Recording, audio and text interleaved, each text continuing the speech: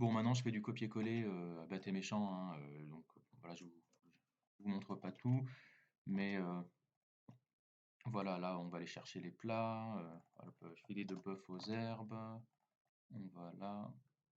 Alors, hop, attendez, vous savez quoi? Je vais copier tout là, cette section. Shift, Alt, droit, c'est pour être sûr de tout sélectionner l'intérieur d'une div. Voilà, on va prendre ça. On est à l'intérieur de menu catégorie. Bah non, on veut même un peu plus, puisque... Ok, on va prendre... Ouais, on va prendre ça. In... Voilà, c'est ça qu'on va copier 3 fois à la place de ces plats desserts. Là, on n'en veut pas. Hop, hop, pardon, je vire. Maintenant, alors ça devient un peu le bordel, hein, excusez-moi. Vous voyez, là on fait tout en hard code, là tout dans le HTML. En temps normal, vous inquiétez pas, vous aurez des fichiers qui sont beaucoup plus petits. Vous voyez, vous pouvez les fermer avec des petits chevrons là, aussi à droite, hein. Entrée, plat. Là, on va copier ça. Mhm. Et voilà, on va le mettre là. C'est un peu dommage qu'il me colle, qu'il me fasse un retour à la ligne à chaque fois. Euh, Pas tip top. Accompagné de sa ribambelle de légumes. Voilà, je fais comme ça. Est-ce que je peux faire CTRL SHIFT V peut-être? Non, il me colle quand même le machin. C'est un peu dommage. On devrait être capable VS Code paste without, je sais pas, without line return, un truc comme ça. Copy paste adds new line. Voilà. On doit faire when you copy a line without any selection, the slash n. Alors là, ce anti-slash n, c'est un caractère Unicode. C'est enfin plutôt une regex qui veut dire saut de ligne. Le n là, ça veut dire new line. Vous pouvez le savoir parce qu'il y a un anti-slash là devant. Alors, experimental, step control C, control V, thank you for submitting, not all editors, Lextima, commande V, control C, copied line, where, bon, tant pis, bon écoutez, c'est pas très grave. Mais voilà, juste pour vous dire, n'hésitez pas à bien personnaliser votre expérience, à bien personnaliser votre expérience sur votre éditeur de choix, accompagné de sa ribambelle de légumes, puisque de toute façon, enfin, vous aurez à passer beaucoup d'heures dessus, donc là, juste pour information, là, comment est-ce que je fais pour enlever le machin aussi vite, pour enlever le... Je fais, en gros, là, je garde le contrôle enfoncé, je mets supprime, et ça enlève toute la ligne ou presque. Là, pareil, ça enlève tous les espaces avec un backspace et le contrôle, voilà, filet de turbo.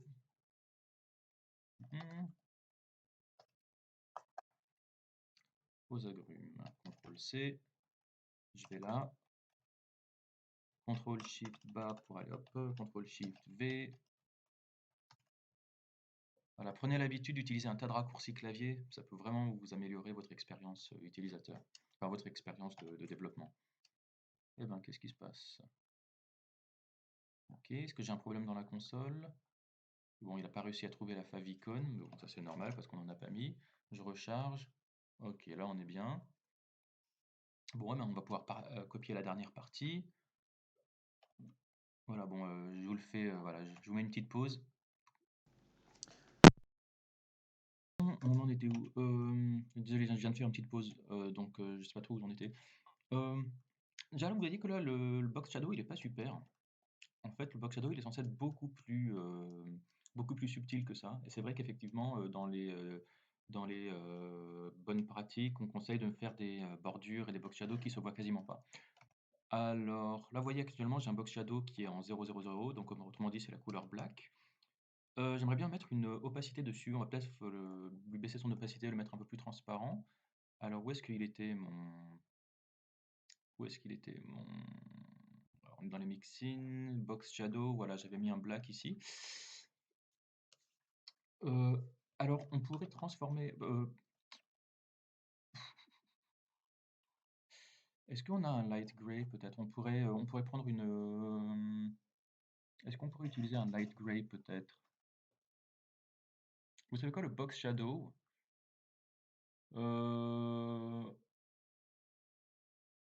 On va lui dire...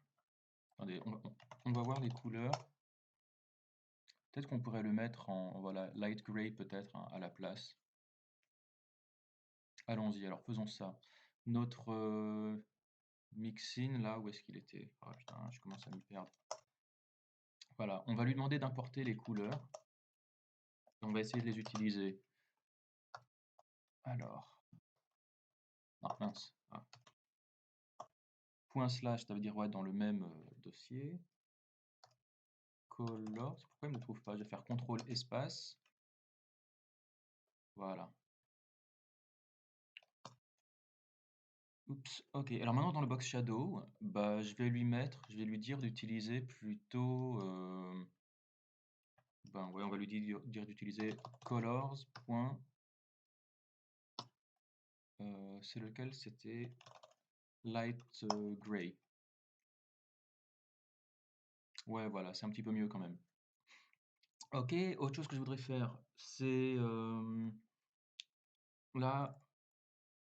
Ok, vous voyez que ça c'est censé être en majuscule avec un petit truc vert en dessous. Donc alors allons-y, on va prendre là ce machin, là le H3, on va lui dire text transform. On va le mettre en uppercase, voilà. Peut-être que le font weight, on pourrait le mettre un petit peu plus, voilà, un peu, voilà, comme ça c'est un petit peu mieux. Ouais, ça m'a l'air bien. Ok, donc on va prendre tous les H3 qui sont là dans le menu. Allons-y. Alors, hop. Où est-ce qu'il est mon H3? Ah, j'ai pas de H3. Alors, j'ai menu, voilà. Je vais mettre le H3 ici. Puis on va coller ça. Voilà. Et alors, il y a aussi autre chose là. On aimerait bien avoir là ce petit tiré, le truc vert là. Je pense que ça, on pourrait faire ça avec un pseudo-élément. Alors, allons-y. On va mettre un pseudo-élément. Donc, je vais mettre le 1, 2 points, 2 points. Alors, before ou after? Je vais plutôt mettre after vu qu'il arrive après.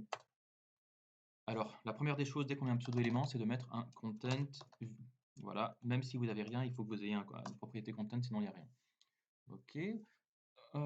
Peut-être qu'on va lui dire height, allez, 0.25 REM. Width, on va dire, allez hop, 1.25 REM. Et color, bah pareil, on va lui prendre le couleur tertiary là. Où est-ce qu'il est? Voilà, il est là. Là. Qu'est-ce que ça donnerait? On le voit pas. Pourquoi est-ce qu'on le voit pas? Alors le H3 il est là, entrée il est là, color tertiary, et si je passe dessus, effectivement, on ne le voit pas. Pourquoi est-ce qu'on ne le voit pas? Peut-être qu'il faut qu'on lui donne... alors si on lui augmente sa height, non. Si on lui augmente son width, ah c'est pas color, pardon, c'est background color. Ok, toujours pas ça.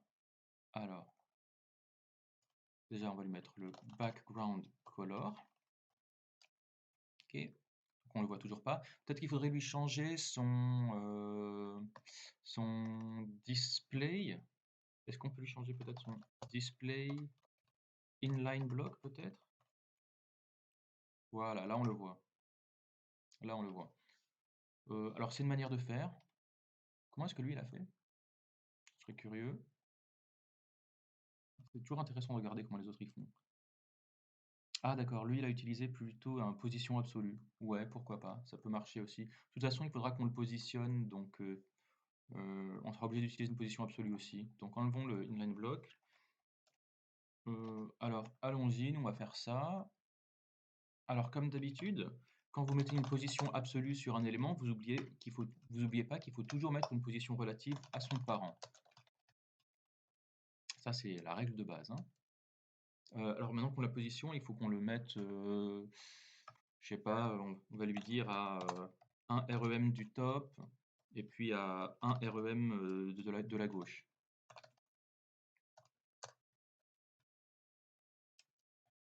Qu'est-ce que ça donne? Ah ok, là on le voit bien. Bon alors en fait c'est pas peut-être voilà, le left on peut mettre 0. Le top on peut augmenter, on va mettre peut-être 1.5 et puis width on va augmenter aussi. C'est quoi dans les specs? Ça arrive jusqu'au R. Donc ça arrive jusqu'à la fin du R. Donc voilà. Oups. Ah merde. Ah! Bon, bon on y retourne.